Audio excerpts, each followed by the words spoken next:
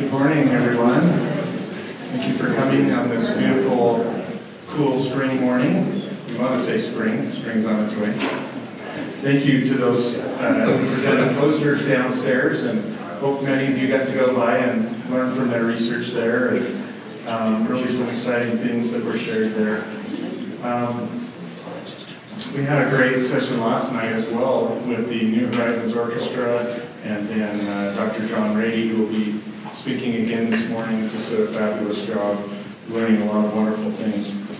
So we'll begin this morning with a prayer by Ray Merrill, who's a committee member of the Gerontology program. And after that prayer, we'll hear first from Rika Mitchell, and she'll speak until just around 10:30, probably a few minutes after 10:30, because we're starting a little bit late due to some technical difficulties. Dr. Mitchell wanted the brief introduction. So Dr. Mitchell is a faculty member in, this is what happens when you try and shoot from the hip, exercise sciences at BYU. And she will be speaking to us today about how or if we can strengthen the invertebral disc to reduce age-related degeneration. Thank you for being here, and thank you for inviting me to speak. Like all researchers, I think it's the most important thing in the world, what I'm researching, and I love to talk about it. So, as was said, I would like to tell you about research trials that have been conducted that talk about the intervertebral disc and how maybe we can influence the degradation of it. First of all, real quick, the intervertebral discs are wedged between 24 vertebrae. As you can see in the picture, I can't really walk around because the microphones are on. And the structures in blue are the intervertebral discs that I want to spend some time on this morning. The intervertebral discs consist of three parts. In the middle, you can see the nucleus pulposus, which is centrally located. It is of high water content, and surrounding it is the annulus fibrosus that consists of concentric collagen layers, and then thirdly you can see the end plate that kind of glues the two structures to the vertebra. If any of those three structures is somehow compromised, then the interplay between them can no longer happen smoothly. Like no other structure in the body, the intervertebral disc, especially the lumbar spine, degenerate severely as we age. The most important feature of the nucleus, and therefore of the whole disc, is the high water content. Because of the high water content, the disc has hydrostatic properties, meaning, first and foremost, you cannot compress the disc. If you put load on the disc, the contents kind of come out to the sides and distribute the forces equally. A very important feature. Secondly, as you can see in the second, on the right side, it tries to keep the annulus stiffened to the side, and also it is used as ball bearing. As you can see in this slide, you have this, do you see my mouse? No. Okay. You can see on the right side the very translucent nucleus pulposus, NP, and on the right and to the left side of it, you can see the vertebrae, and you can probably imagine as you use and move one vertebra, it rocks over the ball bearing. Now this is not a human spine, but it is one of a puppy, but still valid. Another function of the high water content is that it aids in nutrition. The yellow little bubbles there, they signify glucose, but there are other substrate that have to go through the cartilage that you can see here is in purple and green. to the center of the disc. You can also see the red arterioles that provide the disc with nutrition. So we have two major pathways through the blood diffusion and then through compression and shear forces. If you can imagine as you sit there or as you run or as you do anything but lying down, you put pressure on the two discs and you squish out the water that's in there. As you now no longer sit, like in the evening or so, you take the load off and the structures within the disc can suck in the water again and therefore can get nutrition. So we need water that helps us with the nutrition of the intervertebral disc. Here on the left, you see a sagittal view of a teenager who's obviously passed away at this point, but you can see how the nucleus imbibed, took up water just between the time of when the sagittal cut was done and the photo was taken. So let's say at the most 15 minutes. That was enough to imbibe, to take on water that can be up to 200% of the original size. On the right, you see a sagittal view of an intervertebral disc and spine of a person in the 20s. And you can see already there's a change. The nucleus now looks more like mayonnaise. It's not translucent and see-through anymore. And at this point, I also would like to point out the arrow points towards a ligamentum flavum that I want to talk about later on briefly. The ligamentum is now taut and kind of stretched because the nucleus has imbibed the water and there is quite a nice distance between the two vertebrae. So what is the mechanism behind this water attraction? Sorry, I have to get something, my prop.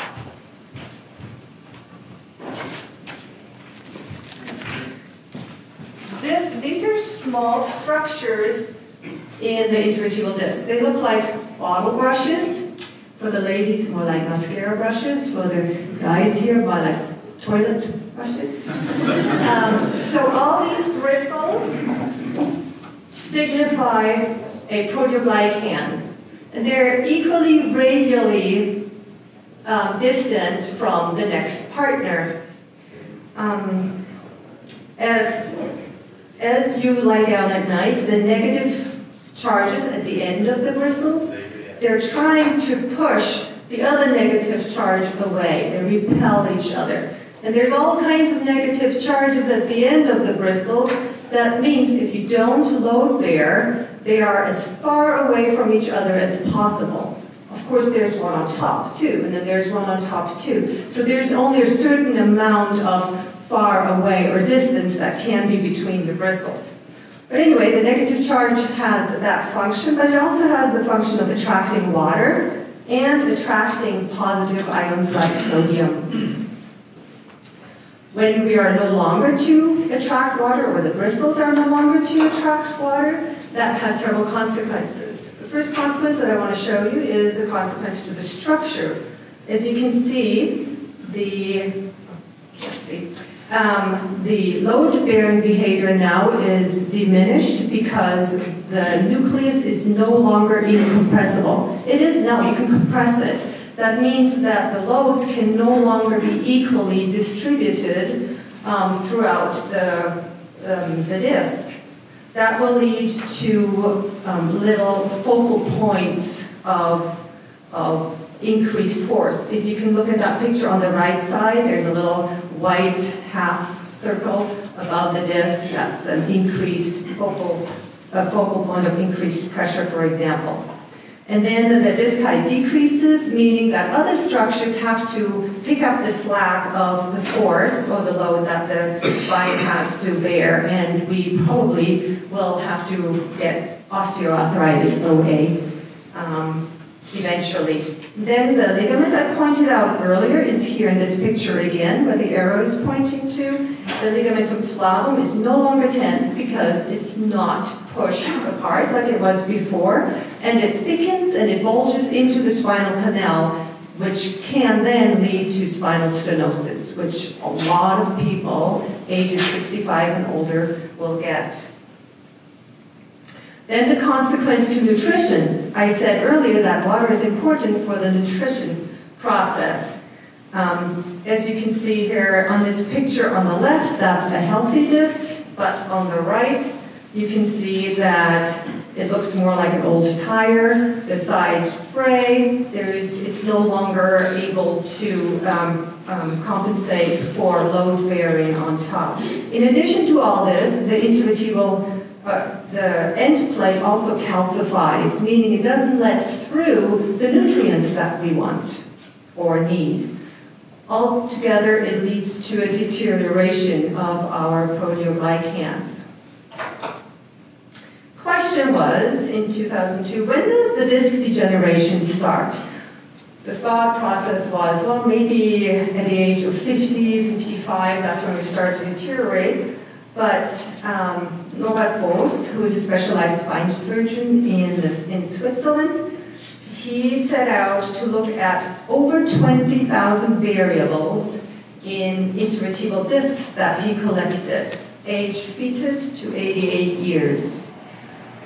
He found what he called unequivocal signs of tissue degradation in the intervertebral disc. Can you see the age? 11 to 16 years old. That's when we start to degrade. So I'm happy to say we're all in the same boat here. We're all degrading. Same signs here, but this is the end plate. It also starts to degrade between ages 11 and 16. Another study that I would like to show you is about identical twins. The study was about male identical twins, but I want to feature my identical twin sister, so I found other female twin pictures. Anyway, the study was on 115 identical male twins in Finland, and they had to have the characteristic of, quote, lifetime discordance in suspected environmental risk factors. So they had the same genetic material, but one twin was a smoker, the other one wasn't. Or one twin was working with vibration equipment and the other one wasn't, while their leisure activity was the same. So Michelle Battier, also a physical therapist, she thought that that way she can extrapolate what is more important in the degeneration process of the spine. Is it genetics, or is it the risk factors that are known? Well, she found that in the upper lumbar spine, 75% of the degeneration can be explained by genetic factors, which kind of deflated me because I'm all gung-ho about my research. But she also found that 50% in the lower lumbar spine cannot be explained by genetic factors. So that's where I come in with my fluid theory. 5 years later, they re-invited 75 pairs of those twins back, and they took MRIs. They found out that 46% of those people had now further degeneration of this in just 5 years. 5% still had no signs, and 15 subjects were better. For example, here you can see a narrowing of a disc height, which is a degeneration, or in this one you can see a progression in several layers. But then there's the good news, there was a disc height increase, at least in this person, and you can see that the disc bulging in this subject was a little decreased. So it doesn't necessarily always have to go downhill. So what do we know? We know a lot of things. We know that the development of the intervertebral disc is done by age 30. We know that the highest water content in the nucleus is in infancy, and it decreases as we get older. The glycosaminoglycans, they're good until age 20 to 30, and then it goes downhill as well.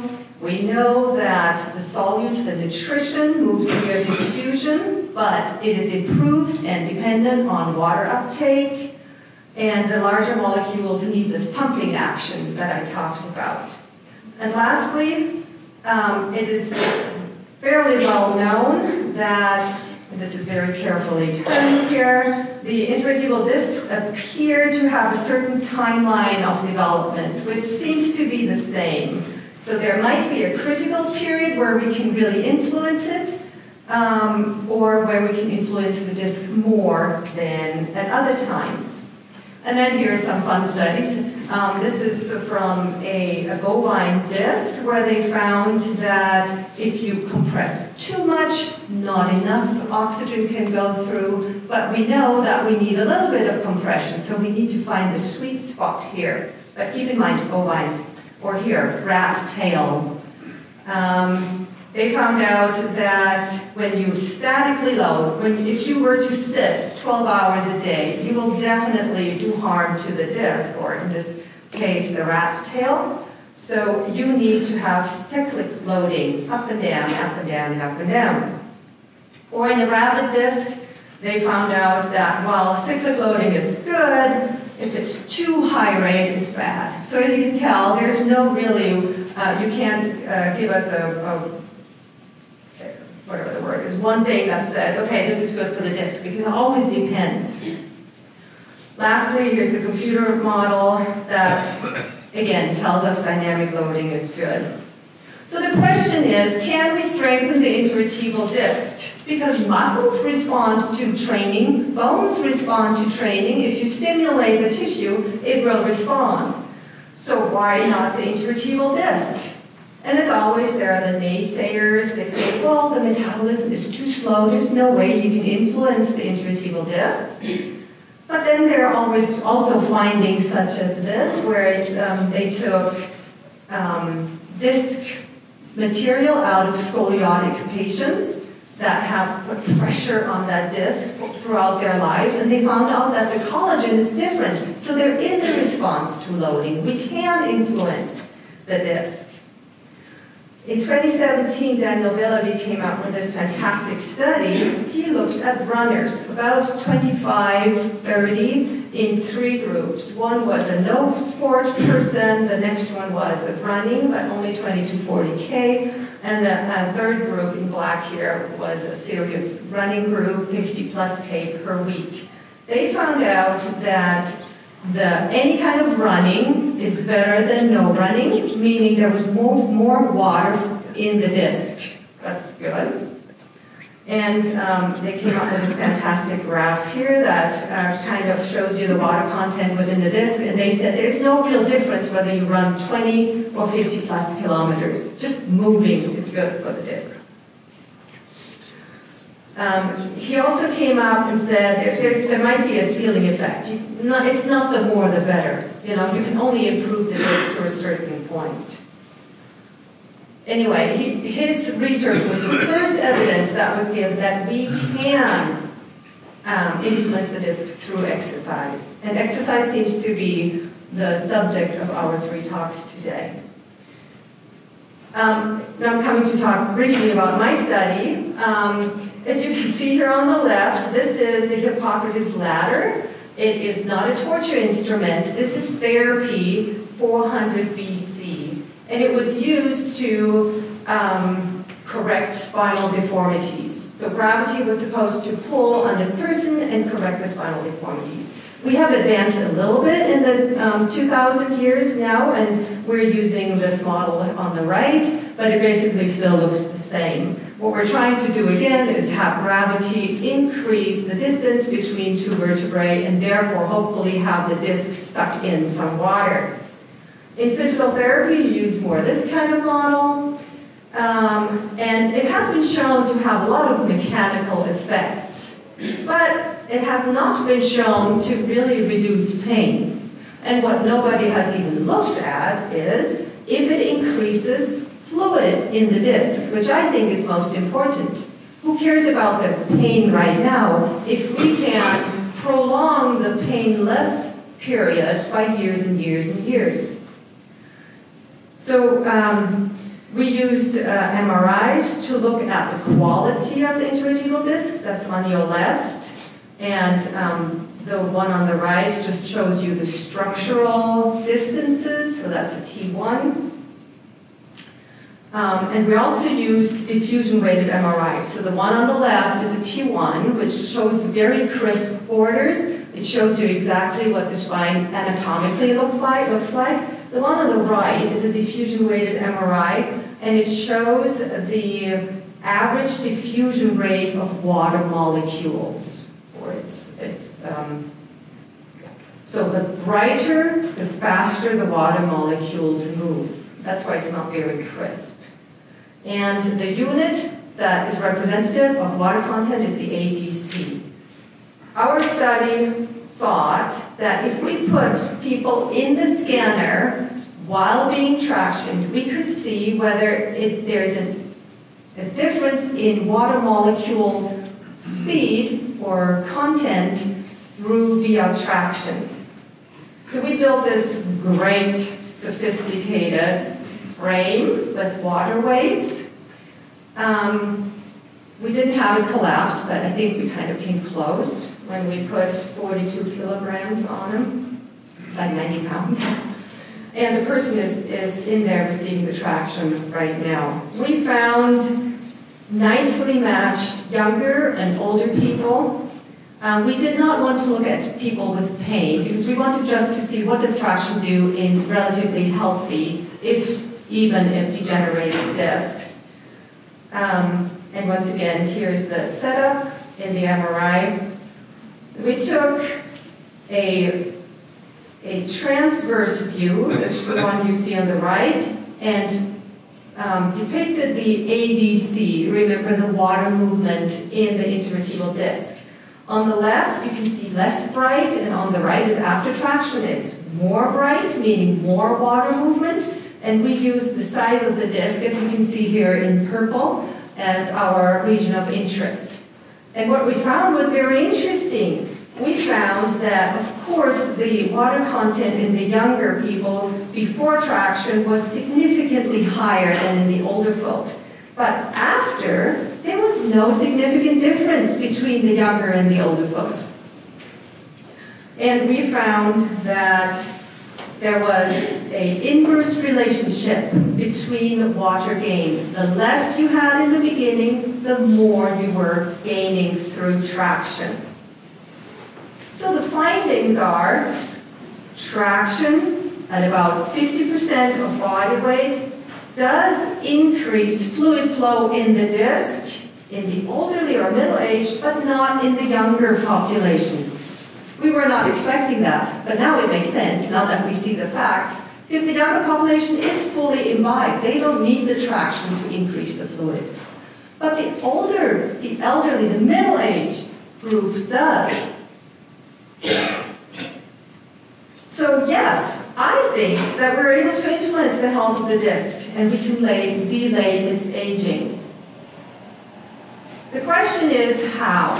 And unfortunately, we don't have any armrests, but I want to show you a couple of exercises one of them that you can do right now. You can push off the armrest, or in this case, the seat. That's how I sit in church. I push myself off for minutes at a time, and just so your bottom kind of dangles, push yourself off, and you should feel how you relax. And you can probably, if you listen really well, you can probably hear the fluid coming into the disc. I hear it all the time. So this is one way, easily done. Just do that in church, 2 minutes. You only need 2 minutes to increase the water flow by 80%. Or if you don't have armrests like we don't, and you have somebody sitting on the chairs, I wouldn't recommend without weight on the chairs. You can just do this, same idea. Or thirdly, you lay down with your legs up. This will put a little bit of traction on the lumbar spine as well, and it will increase the fluid flow. Fluid means nutrition, means you have a longer health, a healthier disc longer. Exercises to avoid because of what we know. Don't do high impact. Running is not high impact. Running is good. but running around with that kind of a weight on top of you, not good.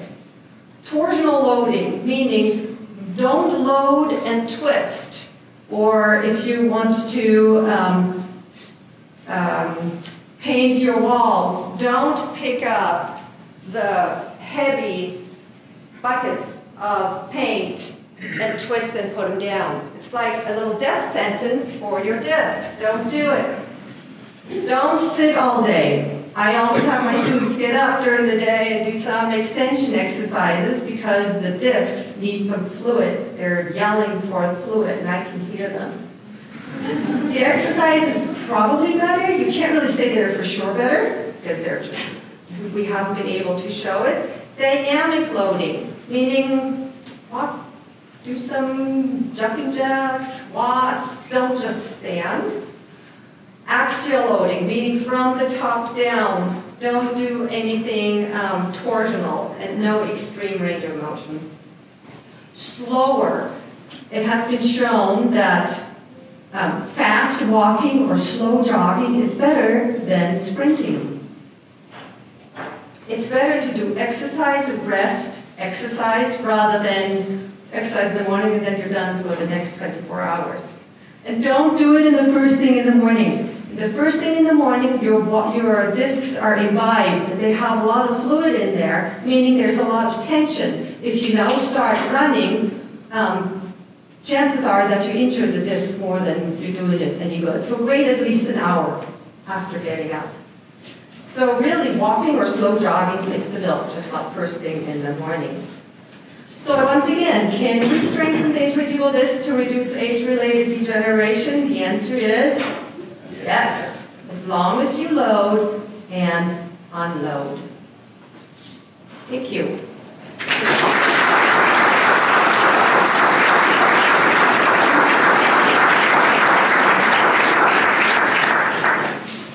Dr. Russell Richardson is the founder and director of the Utah Vascular Research Laboratory, for which the major mission is to elucidate the impact of age and age-related disease on skeletal muscle, vascular, and metabolic control function, with a strong emphasis on the implications for physical function and mobility.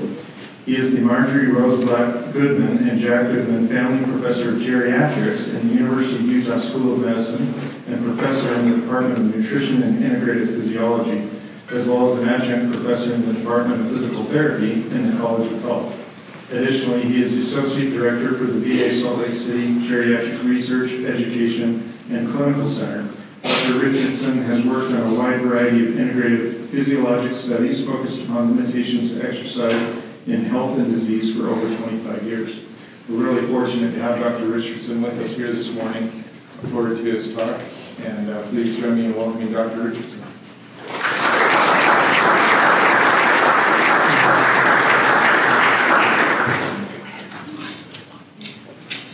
Trying to see if we can get a roll. Should have done more so that you could introduce me for longer, so I can get the microphone working.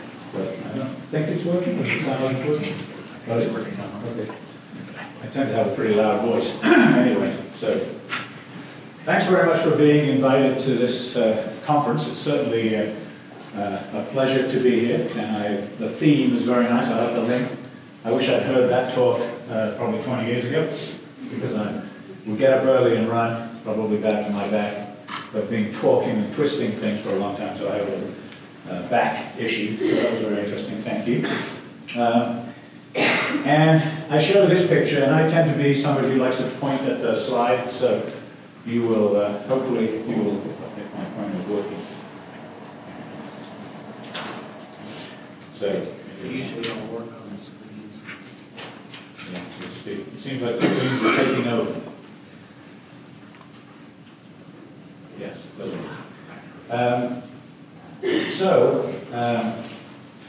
I also show you this picture because coming from Salt Lake City down to Provo, I can't help but think about the old joke that used to be between Edinburgh and Glasgow, which is Edinburgh would always say that one thing that Glasgow has that Edinburgh doesn't have is a internationally known metropolitan city just 45 minutes away. So you might have to think about that for a second. So here's Salt Lake, here's the University of Utah, a couple of good plugs for people who want to come up. So you have a recent, actually it's probably not so recent, but is it 2 years almost now? Almost 2 years ago, we donated one of our trainees back to you who came up. Jason Gifford is now assistant professor in exercise science. And so if people are interested in coming up to the U, you certainly can get some good experiences. And if you're not careful, you'll end up back here. So I have a very long and intricate title, and when I don't usually do long titles, but for some reason I wanted to kind of encompass everything, just in case I wasn't exactly sure what I was going to talk about probably. So I said, is it aging or inactivity that increases our risk of cardiovascular disease and decreases our exercise capacity as we get older? And when I put this together a little bit more, I realized that what I might be talking about is exercise the fountain of youth? And as we get older, can we still drink from that fountain? So this is an illustration of the sort of initial thoughts that this was a fountain you could go drink from and you would stay youthful. Well, I think that exercise is probably one of the major components, or a very useful part of or a component of the fountain of youth. So if you remember that as we go through this, I'm talking about whether exercise is going to keep us healthier longer, and also if as we are getting older and aging, whether aging people can still access the fountain of youth, and whether there are some big changes that make it not really as beneficial for an older person in terms of exercise benefits. So as a consequence, as an outline, I'm going to talk a little bit, give you an introduction, sort of background of why I'm thinking along these lines. And then I'm going to give you 3 examples of the link between aging, physical activity, and things that we have studied in the past. So our group is quite diverse in its interests, and I will show you 3 different areas that we have studied in the last few years that should give you some insight into the link between aging and exercise and the plasticity associated with older people. So those are vascular health, muscle aging, and limitations to exercise.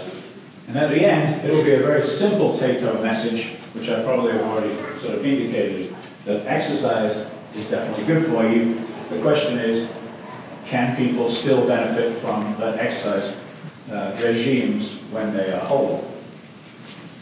So when you look at this, this image, you can see that 400 years ago, you'd be lucky to live till 30 years old.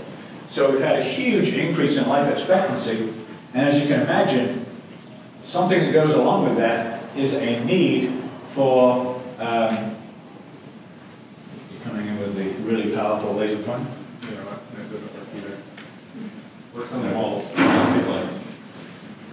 So as you can see from this slide, there is obviously a large increase in the life expectancy, and now we're up at around 82 years in the US on average.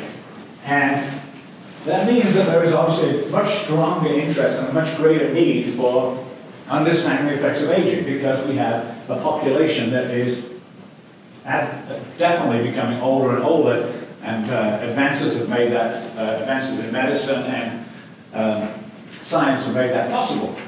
So one interesting thing is, I forgot to mention, is that I also work as well as at the University of Utah, also at the GREC, the Geriatric Research, Education and Clinical Center in the VA. And in the 70s, the VA, which often gets a bad name, you see all these different stories about the VA and how they're not keeping up with certain regulations that they should be. It's interesting that one of the many things that the VA did is they had a lot of forethought to the fact that there are going to be a lot more older people in the future. And it turns out the VA system has about it's about 65 years ahead of the normal population in terms of the aging situation. So if you look at the population of the VA, 65 years from now, our population will be about that same demographic, or the same distribution. So the VA is a very interesting place to do research in older people, because there are a lot of older people in the veteran system. Another thing that happens as we get older is that you become more and more likely to experience or have an episode related to cardiovascular disease. And you can see this as you move through the different age groups.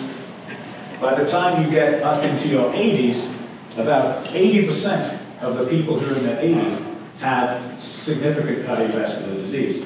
Contrast that with people in their 20s. So is this a consequence of aging, or is it a consequence of diminished exercise or less drinking from the fountain of youth, if you think exercise is the fountain of youth?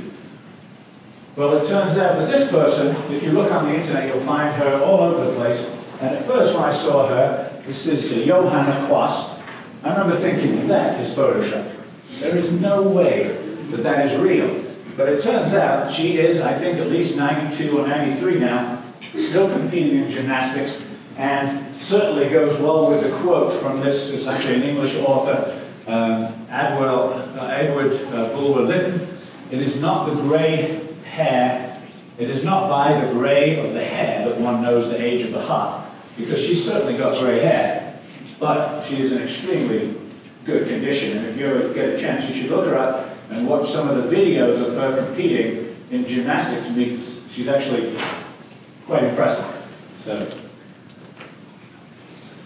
another thing that is associated, we need to think about in terms of this topic, is overall metabolic capacity or aerobic capacity, the ability to exercise, is related to your chance of survival. So, it turns out that if you look to the right of the graph, you will see that if you have a low VO2 max, maximal metabolic capacity, often measured on a bicycle or a treadmill, you will have a very high risk of dying compared to somebody who, on the left side of the graph, has a VO2 max of greater than 37 milliliters per kilogram per minute. So this 37 milliliters per kilogram per minute is still pretty low, so we're not talking about having to be an elite athlete. We're just saying if you have very low exercise capacity, you're more likely to die than if you have a higher metabolic capacity. So I'm not naive enough to think that it's all about exercise and that there's not a lot of other things involved. There's a lot of choices in life. So you can exercise all the time and you can go to the fountain of youth, but occasionally, or maybe more often than you should, you might go to the fountain of bacon. So it turns out that it's not simply a matter of exercise, it's a matter of nutrition, it's a matter of genetics and everything else. I put this in just to remind us that there are choices that we have to make, and it's not a very simple scenario between being inactive or being active, but there are lots of other things that need to be decided upon. So let's look a little bit at vascular health and see what we know. So you can't talk about vascular health, or at least in my opinion, you can't talk about vascular health without talking about the 1992 molecule of the year, which a very nerdy thing to even know exists. But nitric oxide was the molecule of the year in 1992. It's still going well. I'm not sure it actually made the molecule of the decade. But nitric oxide, you can think of it as a very potent vasodilator. So basically it causes blood vessels to go from being relatively narrow to being more dilated, opening up and letting blood go to an area that needs blood. But also, as you can see in that other figure, it has a lot of other components. It plays a lot of other roles in terms of decreasing atherosclerosis and keeping blood vessels healthy. So it's not just related to dilation and opening up blood flow, but it's also keeping those blood vessels healthy. And it turns out that John Beatty, when he talks, I'm not sure if he's going to mention this, but there is clearly a strong link between nitric oxide, which is anti-atherogenic in the cardiovascular system, and also its role in the cerebral circulation. So having less NO around, it may or may not be a problem with blood flow in the brain, but having less healthy vessels, you're more likely to develop things like Alzheimer's. So nitric oxide is very important. We're thinking more in the periphery at the moment, so I'm going to show you a couple of, or at least a few studies that deal with that. Essentially, nitric oxide is stimulated, the production of nitric oxide is stimulated by shear stress, the black arrow, with blood running through the vessel lumen, you can see at the top of the slide. And as a consequence of a series of cascading events, nitric oxide is produced by the endothelial cells, released to the smooth muscle cells, and then they cause a vasodilation, opening up of the blood vessels.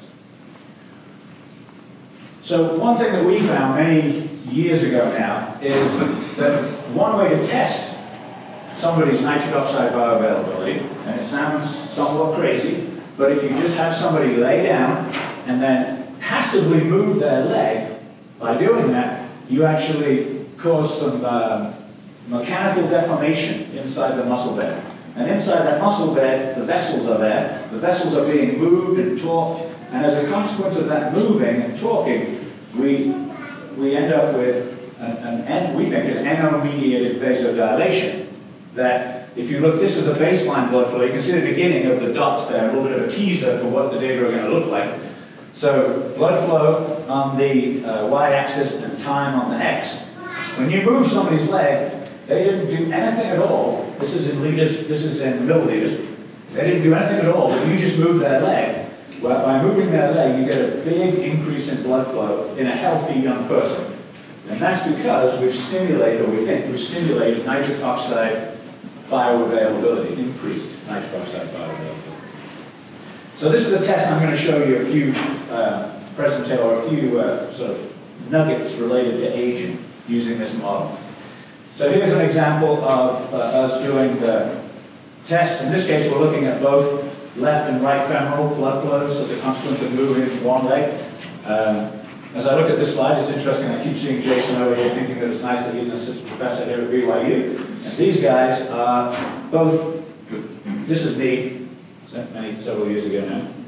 The other two guys are postdocs in the lab. They're both assistant professors in different places, one at Kent State and one at Skidmore College. So if you do passive leg movement in young and old people, you can see that there's quite a difference between the responses. So in the young at the top, you have a significant large rise. This is average, these are average data. And in the old, you have a lower value in the older subjects when you do this passive leg movement response. Now I said I think it's nitric oxide mediated, but we have to prove that to you. So the way to prove that is I just added to this top graph, I added the same study, but this time we infused an endothelial nitric oxide synthase block. So we put an arterial line in the femoral artery, and we infuse into the leg something that's going to stop nitric oxide from being released, and then we do the movement with the leg. And you can see that it turns out that there's about an 80% drop in the response in the young people, because when you move the leg, nitric oxide, which is anti-atherogenic, very helpful, very good molecule to have around, it's being blocked, and you can see that there is less of a response. Now, when we do the same thing in the old, you actually see now, if you look at the right side, you can look at both of those graphs now, with or without endothelial nitric oxide synthase blockade, so we're no longer producing nitric oxide, or very little. You can see that in the old, there's much less of an attenuation, suggestive of the fact that as you get older, nitric oxide is less bioavailable, and one of the explanations for why, when you measure this passive leg movement response, PLN response, one of the reasons is because there's less nitric oxide around. And that is not good in terms of cardiovascular health. So what about exercising this passive leg movement? Because we know, no matter, I showed you the fountain of Bacon, the fountain of youth. As you get older, there are so many more complications in life and things you tend to do less, like when you have, as you have kids, and then you have a job, and all the things that make you less and less active. So we need to think about exercise, and if you look at this, interestingly, this is an example of a young, healthy person's passive leg movement response, and obviously looks impressive. This is the response from a couch potato.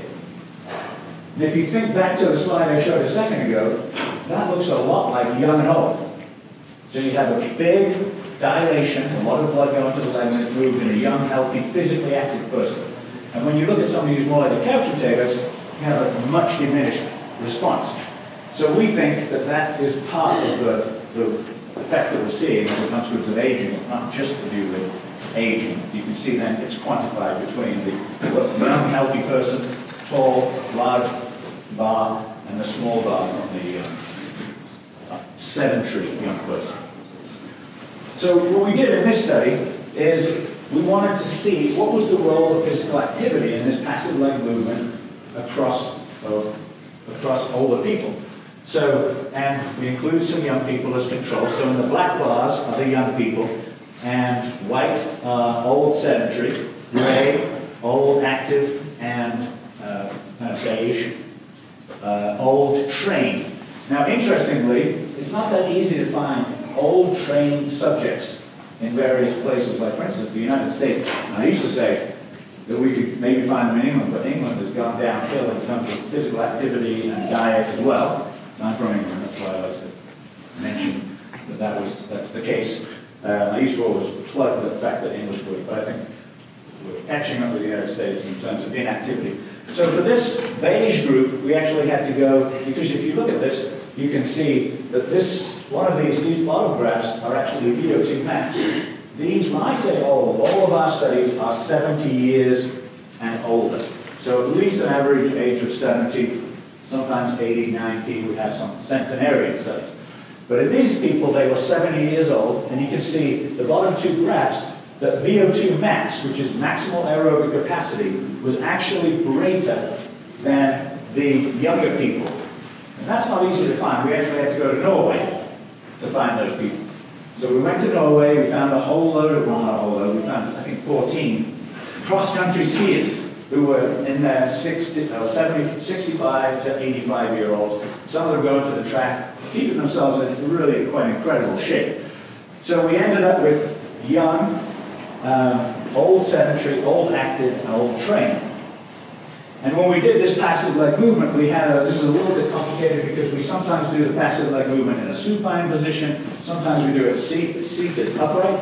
It turns out that we found from those LNMMA studies, those blocking studies for nitric oxide synthase, we found that going from supine to upright gives you a good indication of NO bioavailability without even doing the drug infusion. When you're supine, you have less of a role of NO than when you're sitting upright. And that's to do with the hydrostatic column and some other things.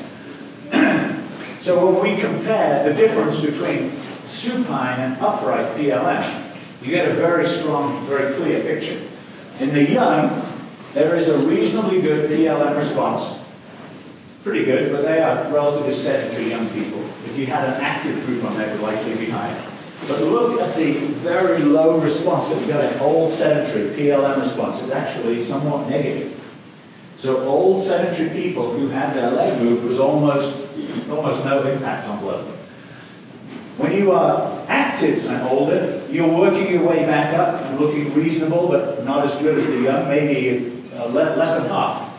But even those very well-trained Norwegian cross-country skiers ended up, even after all the work they put in, they weren't quite yet getting back to the sedentary controls who were young. But you can see that all of the effort they put in got them to probably just over half. So it's not completely wasted, but for this message, for that part, I would say it looks as if aging is playing a role that can be offset by exercise, but not completely restored. So because that's cross-sectional, we had to do a study where we trained older people. There's an old with and without an old group with and without LNMMA infusion, so nitric oxide block. And you can see little effect. Then after training, these were just relatively normal older people. Once we trained them, we did this passive leg movement again, and you can see now the dark filled circles, there is a much bigger response. And the role of nitric oxide has become larger. The role of nitric oxide is the difference between these two lines. The difference between those two lines is the impact of nitric oxide. So exercise training does improve nitric oxide in older people. And nitric oxide is anti-atherogenic. So that's a good thing, and it looks as if exercise, as we said, it can restore things, maybe not completely restore, but it's going in the right direction. And then also, in terms of plasticity, we need to think not only about how things can improve, but how do things get worse. One of the things that older people often experience is short or longer extended periods of bed rest because of injury or because of depression or things like that. And you can see here that what we did is we just had, we took a group of relatively active older people, 11,000 steps a day on average, and we made them just do 3,000 steps a day. So we had a pretty significant drop in their physical activity, and you can see the PLM response in the black is the initial, and the gray is after they come back, but the beige in this case is in the middle, is how the passive leg movement response, that hyperemic response, increased blood flow response to passive leg movement, was diminished very quickly, even after 2 weeks. So you can see that nitric oxide is definitely something that's important, but it's easy to gain, it's relatively easy to lose it. And it takes probably a lot of work to gain it. So we can't just say, well, I've exercised for the last 10 years, I should be good.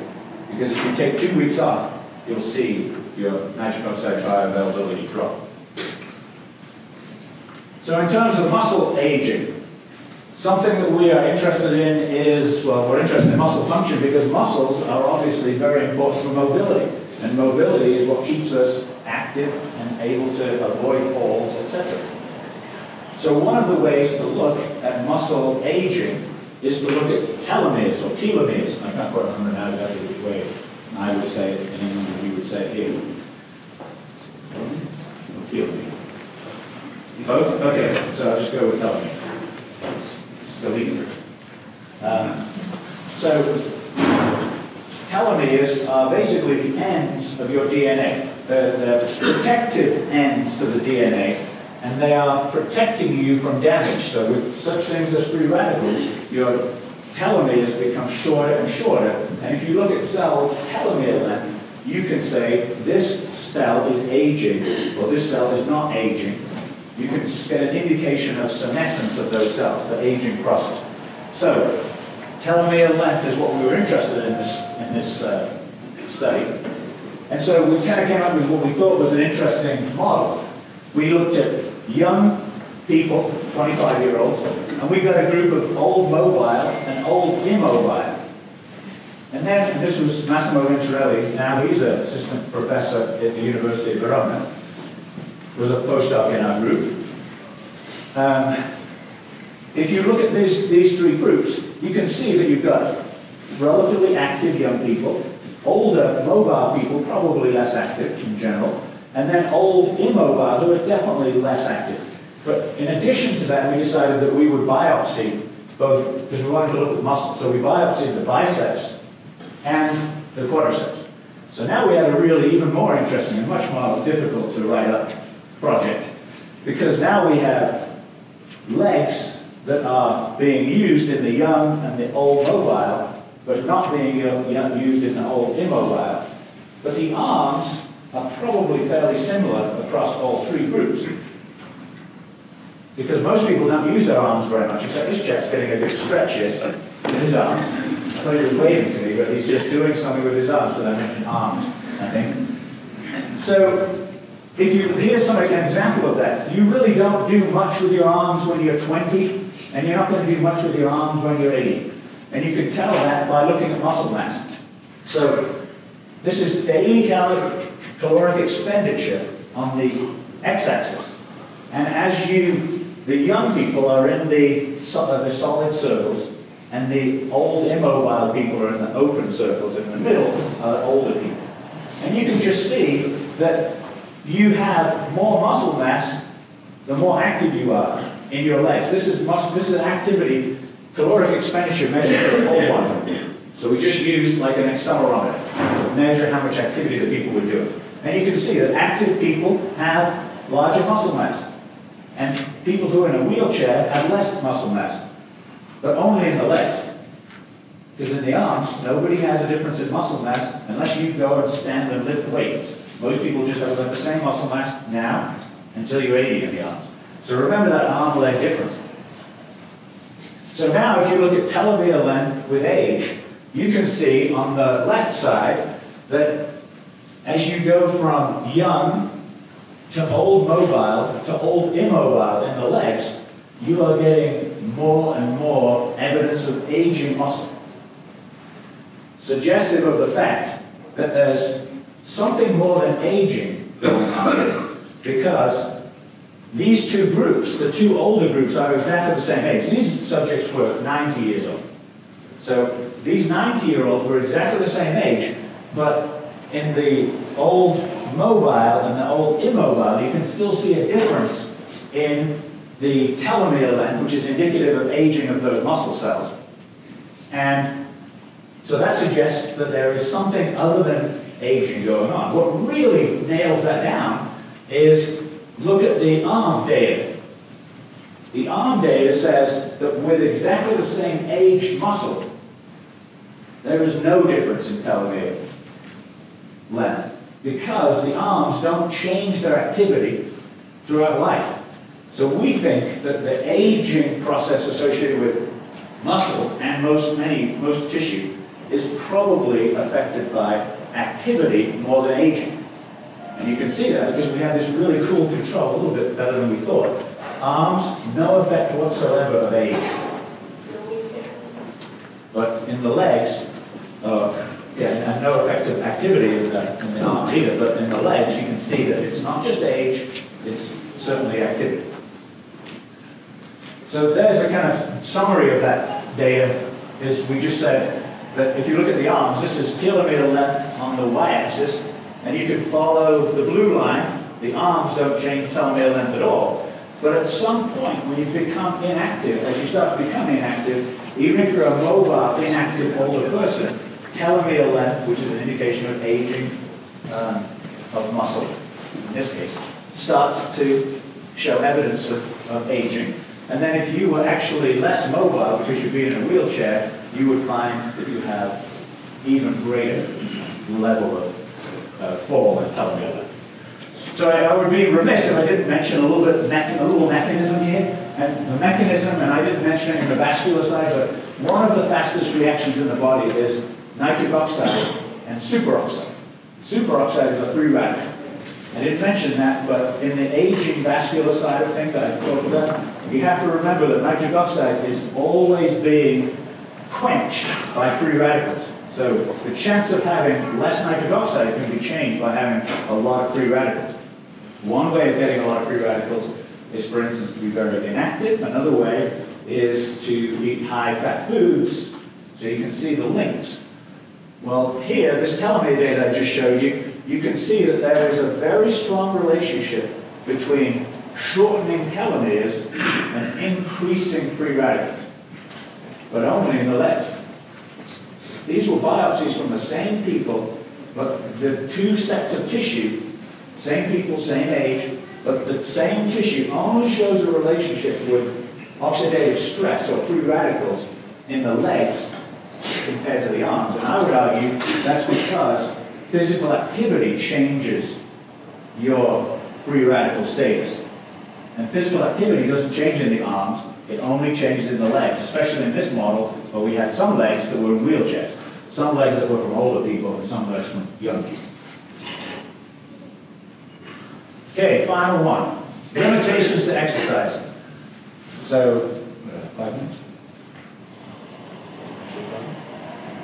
Okay, 4.5. Tough management. So, exercise capacity, VO2 max. We like to think of it as two components. The left side is utilization, the right side is oxygen transport. So Jason's going to recognize these slides. Can you make this one? Oh, he made a couple of them next year. So, we think of it as two components, mitochondrial demand for oxygen and oxygen transport, which is supply. So any economists in the room, it's like supply and demand. So there's a certain demand for oxygen, a certain supply, but it doesn't always go the way you might think. Sometimes you can have supply be limiting, sometimes you can have demand be limiting. And just to tie this back to the vascular thing that I talked about before, the passive leg movement, it turns out that there is an interesting and strong relationship between the passive leg movement response on the y-axis and your capacity to perform exercise on the x-axis. So your blood vessel response is definitely linked to your metabolic capacity, which makes sense because you have supply and demand. It wouldn't make much sense to have a need for blood flow and not have some ability to provide blood. Okay, so that's just to remind you that the blood vessels and the mitochondria in the muscle are linked. So we did an interesting study. In fact, Jason did the study. So, and this is what we did: is we looked at mitochondrial function, as illustrated by the pictorial mitochondria, and then we looked at in vivo knee extensor maximal exercise, oxygen consumption, and then we looked at bicycle maximal exercise, oxygen consumption. So we have in vitro in the mitochondria, we have in vivo in a small muscle mass, and we have in vivo in a large muscle mass. I'm going to blur those two together. I'm just going to talk about in vitro and in vivo. So mitochondria and then in the body itself. So in order to measure mitochondrial function, we use respirometry. So we put mitochondria, we put muscle tissue in a respirometer, and then we provide it with everything it needs, and then we measure all its substrates that it needs, and we measure oxygen consumption. And we get those muscle samples from muscle biopsy. And interestingly, and I think these are really interesting data regardless of aging, but these are data from young people during or with a combination of measurements. The first, that gray bar, is the VO2 max in the mitochondria in vitro. So just on their own, the mitochondria, this is how much oxygen they consume. In vivo, calculating how much muscle mass somebody has, etc., we came up with this value to say, well, a little bit less than what they could consume in the bath. And O2 supply was slightly above both of those. So enough oxygen to provide mitochondria with oxygen, and enough oxygen supply to supply oxygen to those mitochondria in vivo. And exercise trained, a lot more mitochondria. Young people, lots more mitochondria. Exercise adaptation obviously has occurred. And now what happens when you look in vivo? Well, it seems to be a little bit more mitochondrial capacity than they really need in vivo. And then oxygen supply, it turns out oxygen supply for these young people was higher than the mitochondria need in vivo, which you always need. The best situation would be to have more supply than demand, probably in most cases. But in this case, it looks quite clear that the mitochondrial capacity in well-trained young people exceeds the need for in vivo mitochondrial oxygen consumption. But supply looks like it's there and appropriate. So if you look at that as a percentage, so now it's a percentage of what percentage is the white bar of the gray bar?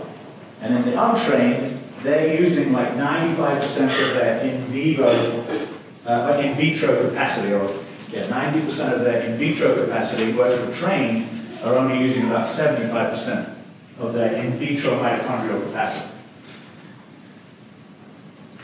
So really cool data, I think, is this is the untrained group, and now we're looking on the x-axis about mitochondrial VO2 max, what's measured in the bath, and what's measured in the body. And you can see that if you, and these are individuals, so what I'm going to say is a little bit of a stretch, but if you increase VO2 max in the mitochondria for these people, the x-axis, move to the right, you will see a very clear increase in VO2 max in the body. So there's a strong relationship in untrained young people between mitochondrial availability, capacity, measured in the back, and what they can produce in vivo. But now look at the untrained group. They don't care if you change the amount of mitochondria. So if you have more or less mitochondria in a trained person, as long as you've got a certain threshold of mitochondria don't become that important anymore. You remember the two components I said for limiting exercise? Demand and supply. These people in the filled dots are clearly demand limited. They improve their exercise capacity if they have more mitochondria. Whereas the trained people, it doesn't matter if they know they've got a lot of mitochondria. We know they have a lot of mitochondria, but whether you have more or less above a threshold, it doesn't matter. They're more supply limited. So let's just look at this. So this is the same graph I just showed you for that young group. Now look at the old group. I don't need to explain it. It just looks the same. It looks about the same. The general shape of these bars and the general shape of these bars are about the same.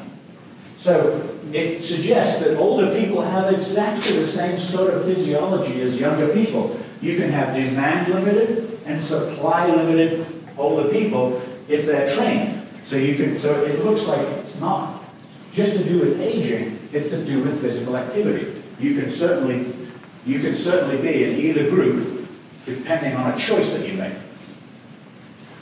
And then this is the ratio between those two. It's probably down a little bit. So this is the ratio of what you can use in the vat compared to what you could use in vivo. And it's coming down a little bit compared to the young. So they're not using full mitochondrial capacity, or maybe, not much different over here probably.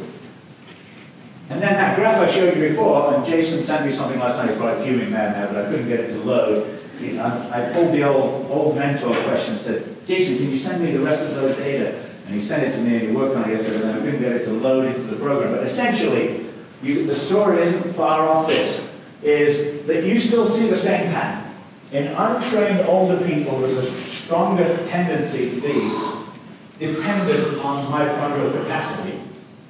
Whereas when they're trained, they become less dependent on mitochondrial capacity, more O2 supply limit. Which suggests to me, I find that fascinating because it suggests that when you're older, you are responding just like a young person to training. You're shifting from being demand limited to being O2 supply limited. Why do you not bother about mitochondria beyond a certain threshold? Probably because of things like, let's get back to free radicals, having more mitochondria is useful. It might be useful in reducing or lowering the number of free radicals. But at some point, you just don't need any more mitochondria to perform the work because you're limited by oxygen supply. Heart might not be able to pump enough blood to the muscles to be able to work properly. So just to finish, we go back to Johanna, and the quote from Edward was, "It is not by the grey of the hair that one knows the age of the heart." And I added, rather, it is by the consistency with which the fountain of youth has been accessed. So my take-home message is that what I've shown you, I think, is that there is very strong evidence that older people have very similar plasticity to younger people, very similar limitations to exercise to young people. And what older people have to do is to continue to be active to minimize the potential components that are associated with aging. Osteoarthritis, other things get in the way, but generally speaking, activity can outweigh, in many ways, the changes associated with age. And this just to say, all the people that are involved in this is our group. We have currently 4 faculty who are all in this picture, including me, and our postdocs and graduate students. And then and all the funding agencies that helped us over the years. And then, of course, everybody's probably seen this slide before, but I still like it. So if you can't figure out how to exercise for 1 hour, are you happy of being dead for 24 hours? So we need to squeeze it in, is my message. Thanks.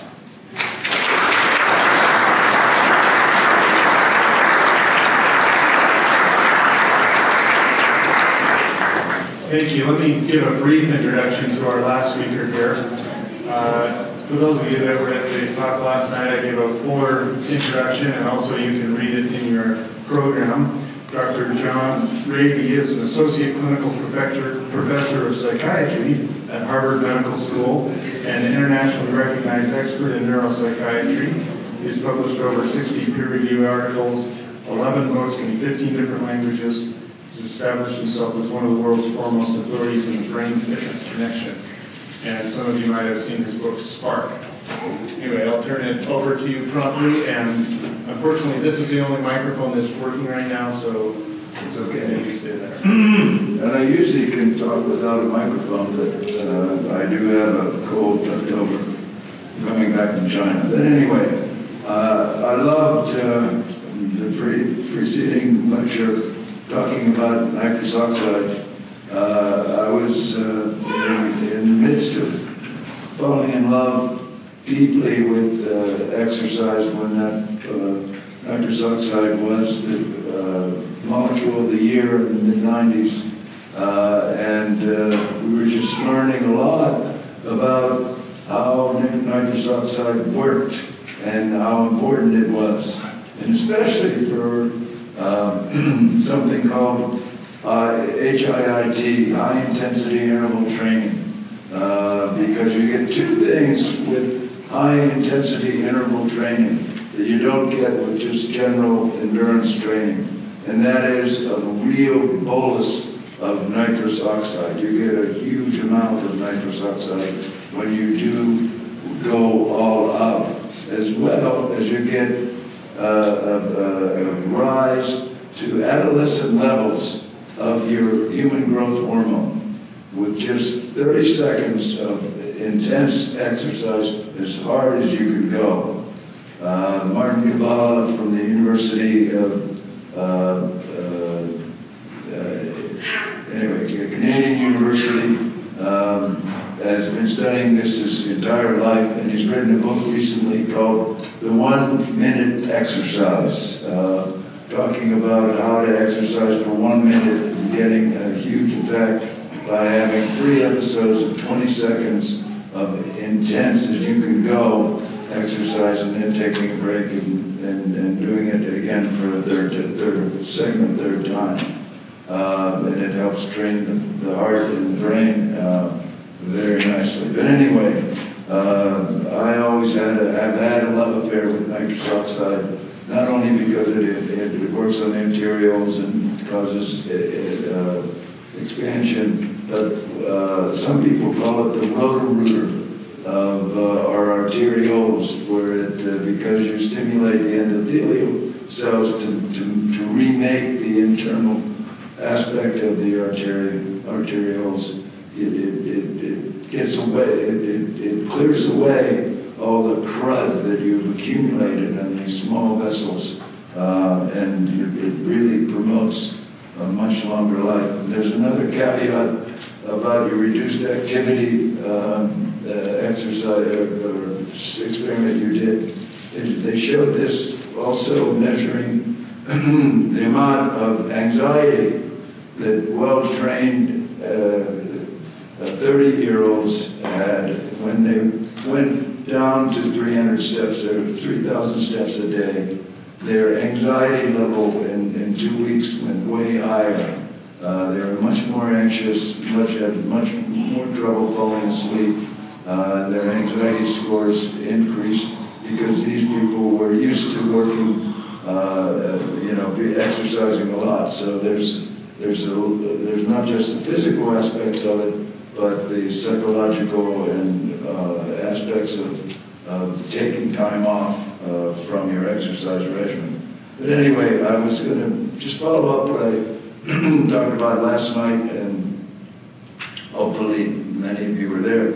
But one of the things that we've discovered, and Elizabeth Gould and her group at Princeton, who should win the Nobel Prize for showing us that we make new brain cells every day back in the late 90s, looked at what kind of new brain cells we're making in the hippocampus.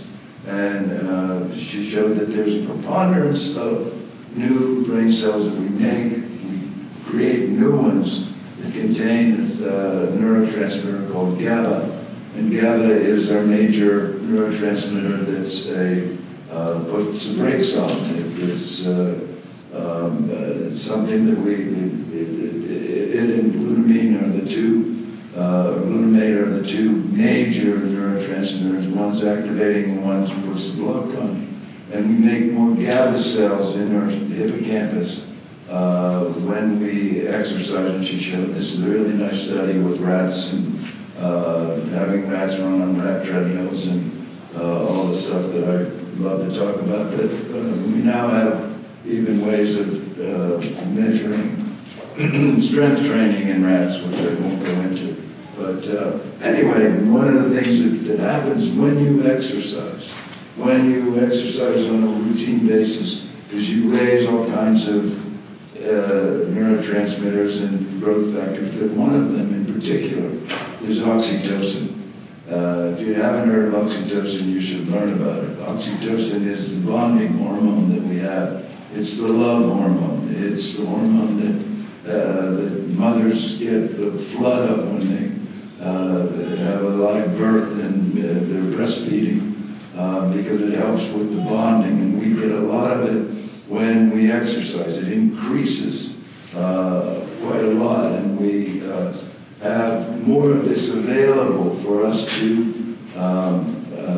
be more altruistic, more loving, and also send off signals to people when we have more of this stuff circulating, that we're more lovable.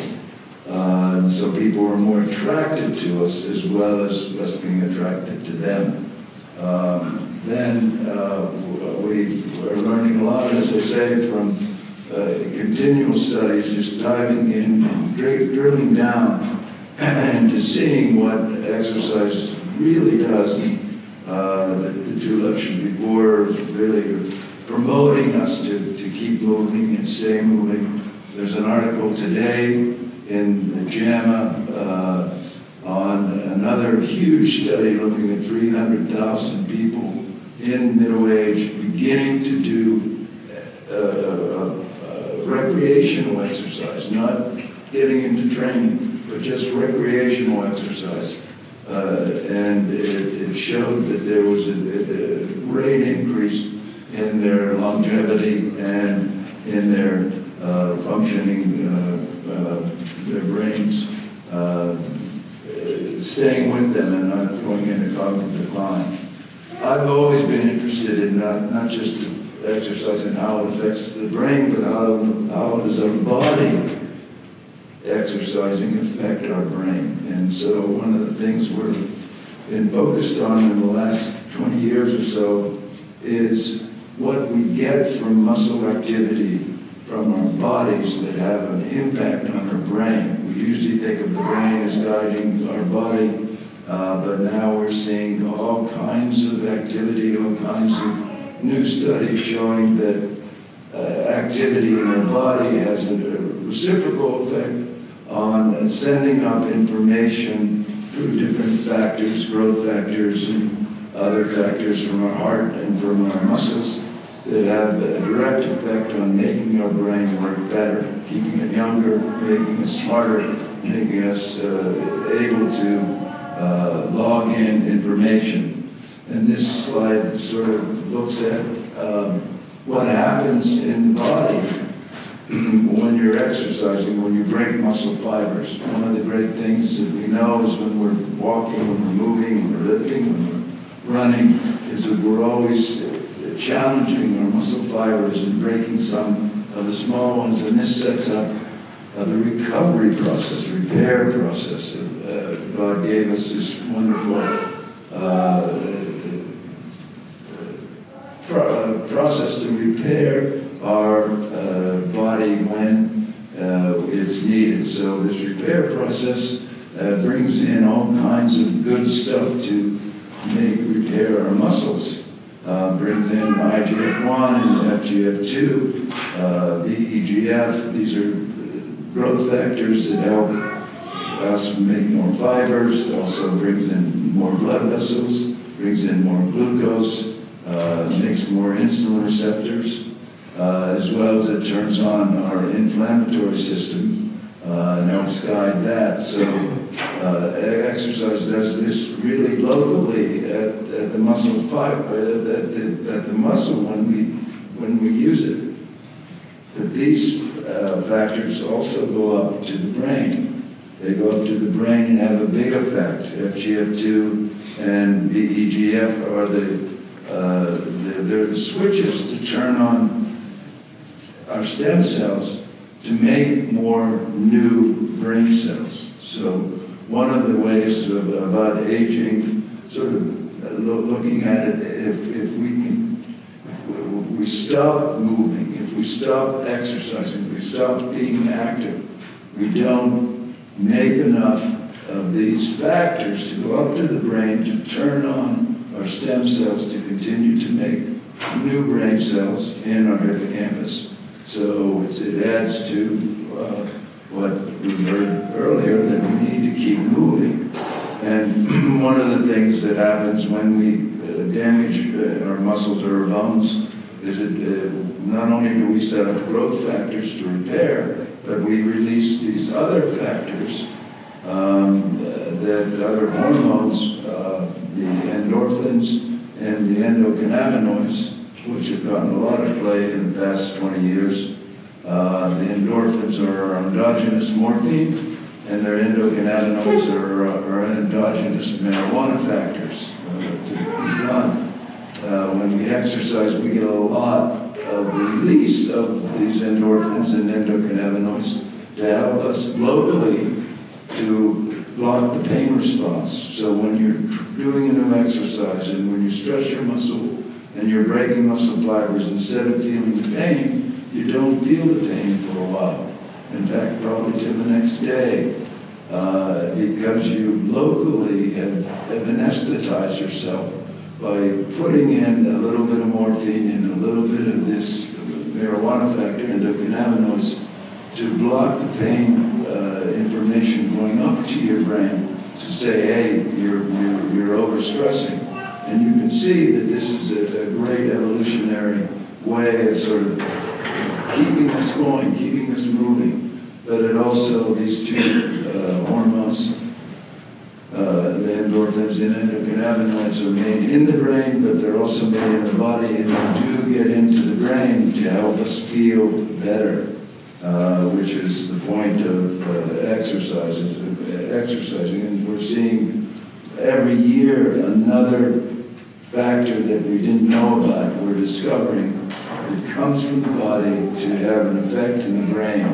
And this is just one of them that we make with our muscle activity that has an effect on making us, managing our mood.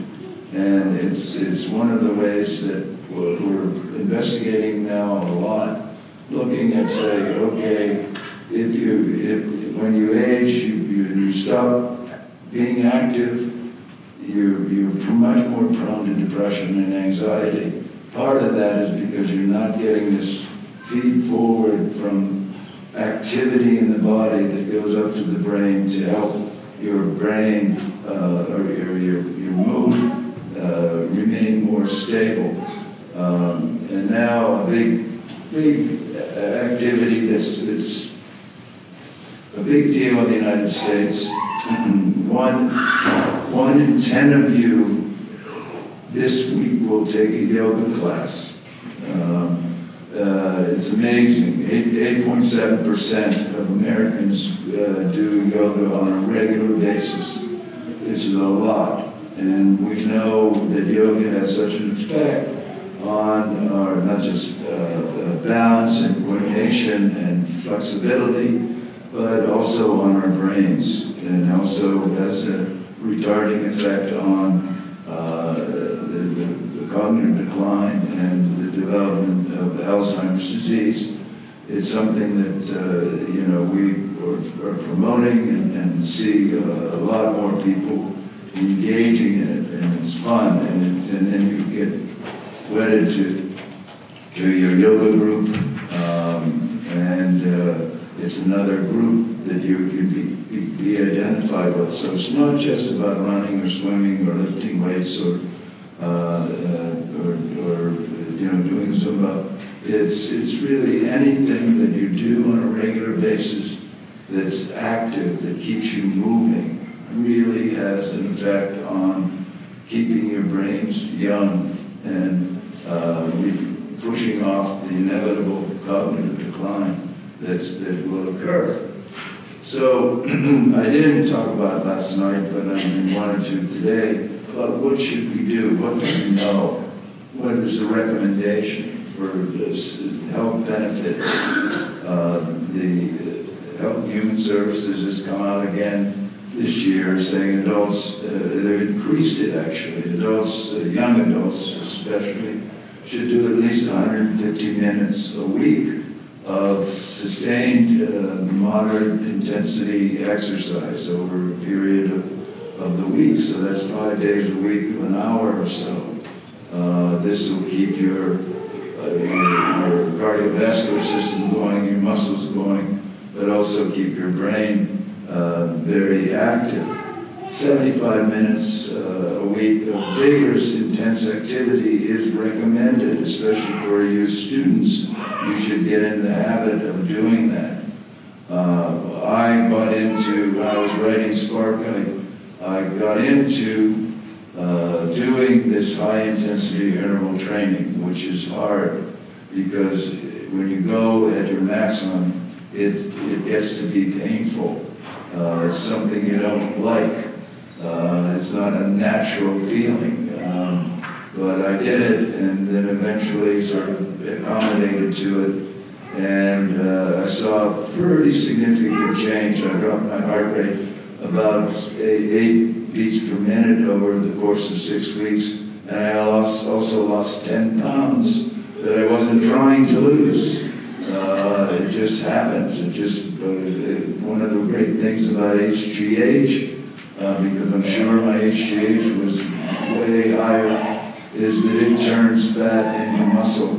That's the reason why all the athletes and all the Hollywood people use HGH all the time, is to remain young, look young, and you can make it on your own. And when we hit 30, their HGH levels go down to a real low level. And that if you do this high-intensity exercise, you kick it back up, at least for a bit. But it's hard to sustain that. Also,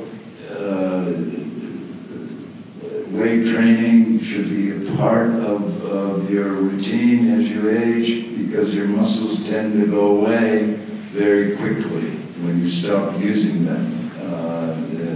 And even looking at the arm muscles that we learned about, they really do go away if you don't constantly stress them.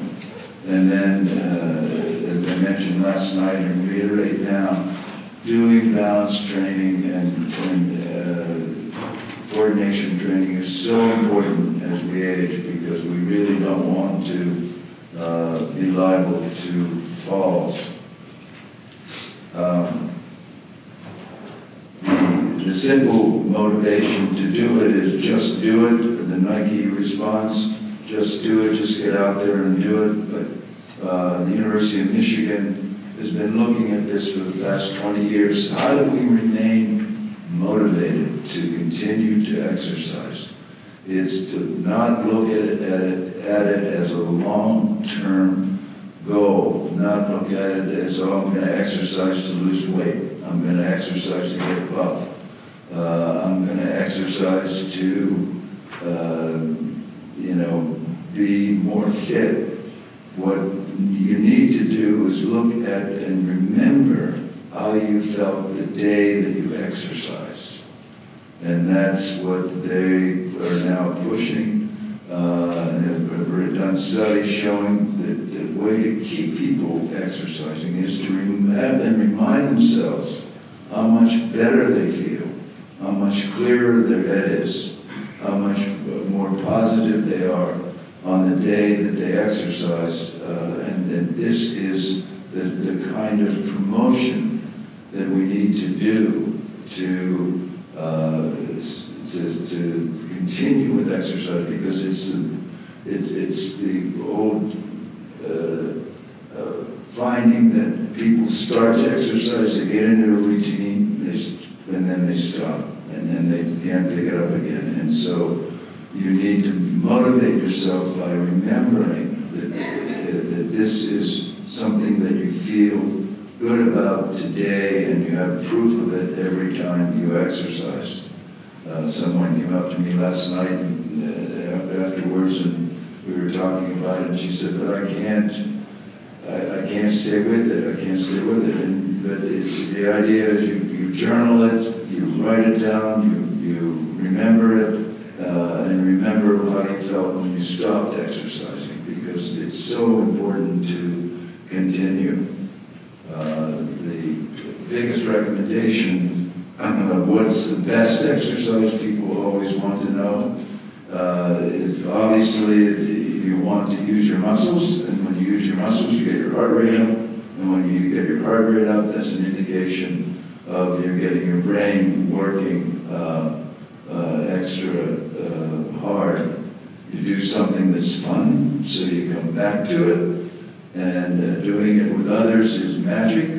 Whether it's a walking group, a running group, a swimming group, a biking group, a climbing group, going skiing with people. I'm sure the Norwegians that you got in your study all were part of a group at one time or another to do their cross-country skiing. And the other thing that we've learned is about how important it is to get outside. And you're one of the outside states, you in Colorado and Wyoming and Idaho, you know, you have the big wide outside and you spend a lot more time outside than us Easterners, but that's a good thing. And exercising outside gives you the benefits squared. If you're outside, and if you're with somebody, it really helps you stay with it. Finally, I wanted to mention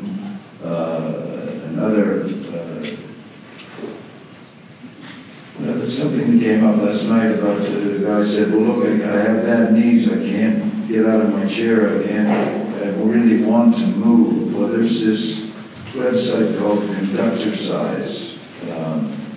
One of my friends is a retired conductor, and he started this program of teaching people how to conduct, and goes around the world getting people, mainly elderly people, to learn how to conduct. You know, they're not really learning how to conduct, they're just pretending, and he shows them how to pretend to be conducting to whatever music they're interested in, usually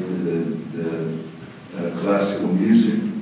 And it's really a great thing for people who are in wheelchairs or who really have limited lower mobility to move their arms and enjoy it. And he works a lot in the assisted living homes and various places, but it has all these tapes and DVDs and videos to generate enthusiasm, to get people to participate with movement, and has a big following around the world now. One of the things you should know that the longest living profession are conductors. The longest living people in a profession are conductors. And you say, why? Why should that be? Well, think about what they do every day. They come out to practice or to perform. They bring out their baton and a towel because they're jumping around, they're moving constantly, they're loving what they're doing. They're challenging their brains and their bodies at all times. So they are doing everything they could possibly do to get their cells working for them. Plus they're loving it. So anyway, so he always talks about that. He's now in his 80s and he looks like he's in his 60s. So. And he's always getting people to get into the music and move their arms. So I want to end by thanking you all for having me and thanking the people that preceded me today because I learned a lot. I like meeting everybody here and sharing my time with you, even though I've been sick. And apologize for that, but thank you so much.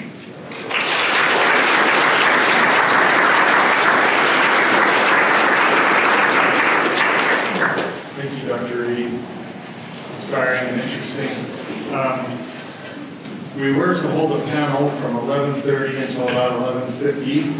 We have about 5 minutes left of that time, so I'll invite our speakers to come up. We'll probably take a little bit more than 5 minutes, but Dr. Mitchell does have to leave in 5 minutes, and so we'll let any questions for her go first. We also, it looks like we've got, maybe we'll have some microphones for them. I'll try and repeat some things if needed. So let's go ahead and take any questions that you have for Dr. Mitchell first. Check two. Where do you get the brush? Oh, thank you. There might not be any questions. Is that microphone working? It is working. Oh, wonderful. Thank you so much. I have a question for you. Is drinking water, having enough fluid on a daily basis important for the water in our discs? I believe it does, but nobody has researched it. I believe that the more fluid we take in, the more it can be all over the body, including the disc. But it hasn't been shown. So you mentioned waiting an hour before doing impact activities in the mornings so that your intervertebral discs at the optimal, I forget what you said, but at the optimal size or Hydration level. hydration. Is there a way to speed up that process so you could maybe do like some quick traction in the morning before you go out? Yeah, I would say don't do traction. That's the problem. After a good night's sleep, your disc is fully imbibed. It has taken all the water it can, and that's why the annulus is tight, taut. The ligaments, everything is taut, and then when you start running on it, you might. This is not really how it works, but you might understand it better. It might burst. Not really, but you might understand. And what you could do, you could speed it up. Do some. You want to sit or do very careful jumping jacks, not high impact. You can speed it up a little bit. And just because that's of interest, the problem with the astronauts is that they are up in space and they get imbibition 24/7. Or they used to. Now they have means to reduce that. But as they are in space, they can uptake water without getting it compressed out. So they don't ever expel water, and the annulus is completely taut. So as soon as they come back to Earth and they take even a step, they might have a herniation of their disc. And it has happened often for a long time until they figured out that they need to have a loaded treadmill while they're up in space so they can get the fluid out of the disc before they land on Earth. Kind of like what you were asking, just in a bigger context. Thank you. Let's take one more question. We learned that exercise is more preventive. If we have a group of mildly cognitive impaired people, do you think exercise can reverse their cognitive function? This is a question for him, right? For any of you. The question is what? Is exercise. Yeah. Sure. Absolutely. Absolutely. There are many studies coming out from all over the world looking at the effect of exercise on reducing MCI, mild cognitive impairment, as well as the book that I mentioned last night, Dale Bredesen's book about the end of Alzheimer's disease, and he's published another series of studies of people who had real degenerative Alzheimer problems and reduction in their life's course, and with following the protocol, had an amazing return to functioning, return to work in their work situation and at home.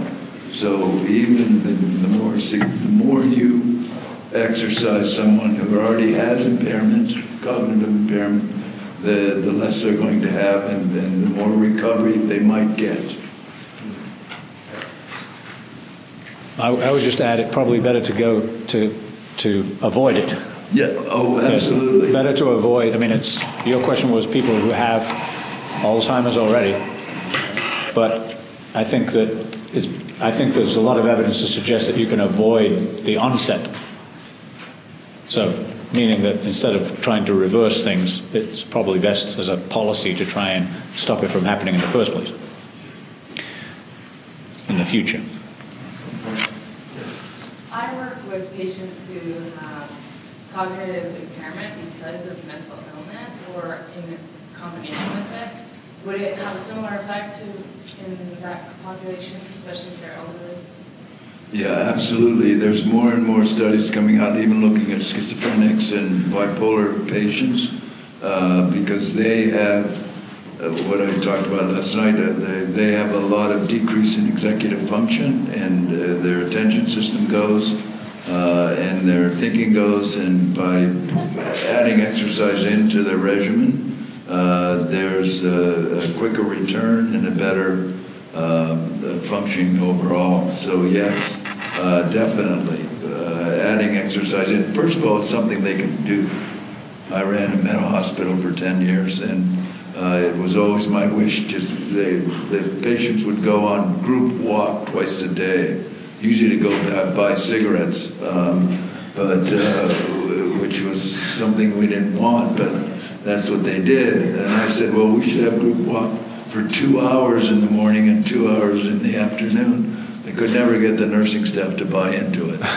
But that would have been my wish to do that.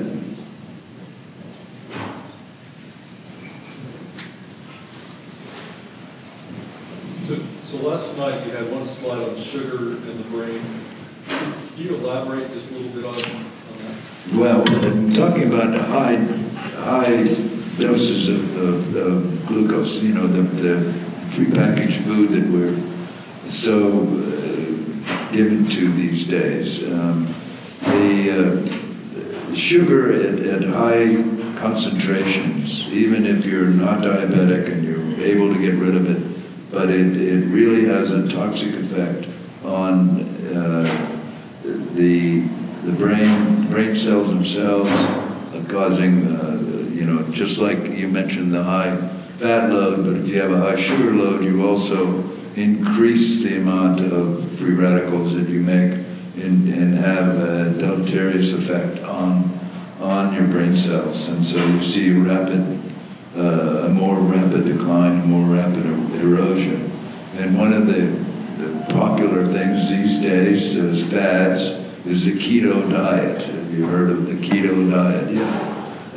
And it works for a lot of things. I mean, a lot of cancer patients are doing it. And what are they doing? They're getting rid of most of the sugar in their diet and trying to. Anyway, you never can really do that. But if you go to an all vegetarian diet, for instance, you're going to eat a lot, you're going to have a lot of glucose, but at the same time, you're going to have a lot of fiber that will help sustain, help balance and modulate the amount of glucose you're going to have there in your system. So yeah, there's you'll see most of the people talking about preventing the cognitive decline in Alzheimer's disease, and I couldn't agree with you more. The best way to do it, the best way to deal with aging is to prevent the loss of function, both physically and mentally, so that you can continue to go out there and be like your 91-year-old gal, or my 101-year-old Mr. Singh, who's just finished running his marathons. So, yeah. But they always talk about reducing the sugar load and keeping, because it really lessens the inflammation. The big word like nitrous oxide was the molecule of the year, molecule of the decade back in the 90s. This year, this decade, it's been inflammation. that we're talking about in medicine. That's what everybody's talking about, reducing inflammation in general of the body. And one of the ways of doing that is having, reducing the amount of glucose in our system. One last question. Yes? So you talked about exercise helping with the effects of aging. Is that an indefinite thing that you're, like you talked about your telomeres, not having the same effect as a younger person who exercises? Can that go on until you pass away, or is there a point at which you just can't do it anymore? I think our experience has been that that there is no limit to what, I mean, the limit is usually something that's like osteoarthritis or something that is actually making the person to, then you maybe go to the conductor size or something. But I mean, you have to adapt the exercise for the people. That's for sure. I mean, you can't, one of the worst things that I've seen in my experience in this field is that people are often prescribed kind of generic exercise, not understanding. And there are a lot of physicians who realize, you know, that drugs are dosed, but they don't understand that exercise needs to be dosed and needs to be titrated in a way that's appropriate for the person. So to just say to somebody, you need to exercise, you'll end up with a stress fracture. So you need to actually have a very specific plan for that person. So my answer to your question is I think there's very little evidence that the plasticity I don't think there's evidence that plasticity goes away, but you have to target it in different ways. Excellent. We have a little gift for our speakers. Really appreciate their time coming out here today. All in it to them. Let's give them one last round of applause.